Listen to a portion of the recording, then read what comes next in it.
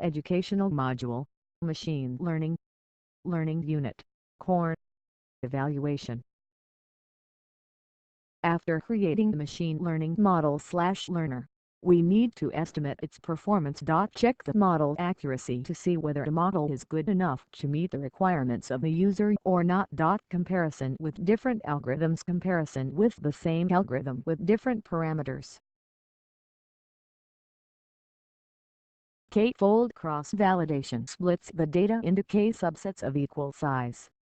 Then the machine learning process is executed K times in the row, by selecting one subset as the test set and the remaining as the training set.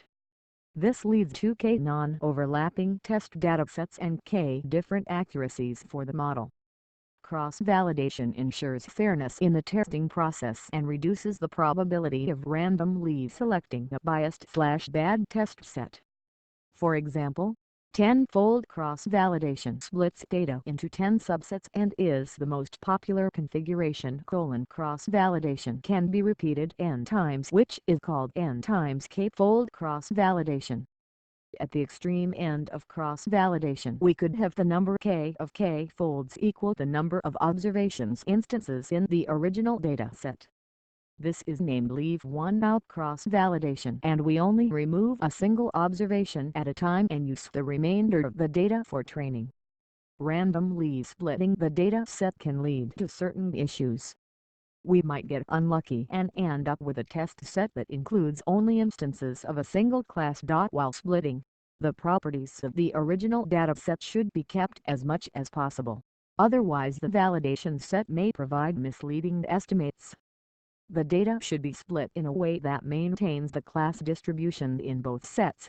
This technique is called stratification. Stratified cross-validation ensures that each fold is a good representative of the whole by maintaining the same distribution of classes on the subsets. Comparison of the same algorithm with different parameters. Before testing, a learning model often needs to be configured, e.g., tuning the parameters. Some algorithms even require a large number of parameters before execution. Exhaustive grid search performs a brute force parameter search on a grid that the user inputs. A single model is trained for each possible permutation of grid cells, and then the accuracies are displayed to the user. Randomized parameter optimization, similar to the previous method but performs a randomized search over a distribution of possible values. Main benefits are the fact that a budget can be chosen and that adding parameters does not influence the performance. Model-specific cross-validation is an alternative to brute force searching for parameters. Some models can fit data for a range of values of some parameter almost as efficiently as fitting the estimator for a single value of the parameter. The most common parameter amenable to this strategy is the parameter encoding the strength of the regularizer.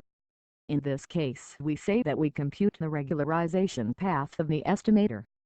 The European Commission support for the production of this publication does not constitute endorsement of the contents, which reflects the views only of the authors, and the Commission cannot be held responsible for any use which may be made of the information contained therein.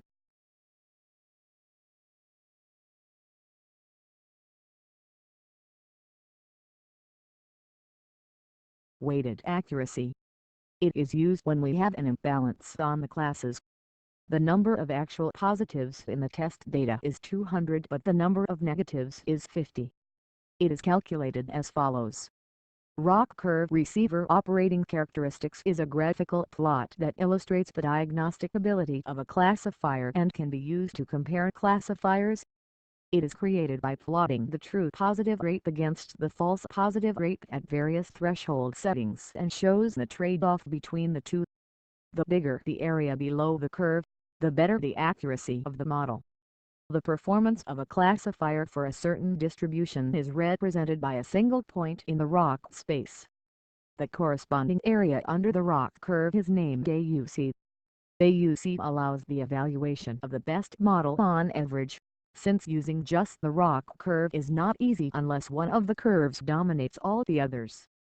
Still, AUC is not biased towards the minority class. It is calculated as follows. What about metrics for regression tasks?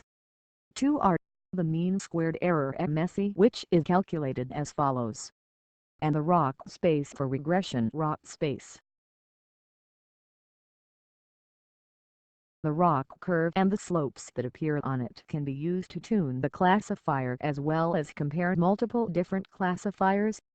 Additionally, it provides tools to select possibly optimal models and to discard suboptimal ones independently from and prior to specifying the cost context or the class distribution. Cost-sensitive classification is a method that attempts to minimize false negatives. The reasoning behind this is that false negatives can be very dangerous in scenarios such as diagnosis of a disease, e.g. diagnosing a patient that actually has a disease as not having